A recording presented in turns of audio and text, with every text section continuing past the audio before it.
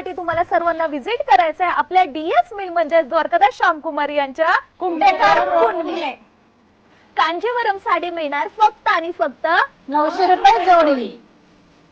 पेशवाई सिल्क साडी मिळणार फक्त आणि फक्त 950 जोडी. सुंदर अशी मुनिया पैठणी मिळणार फक्त आणि फक्त 1200 रुपये जोडी. महालक्ष्मी सॉफ्ट सिल्क साडी मिळणार 1300 ला जोडी.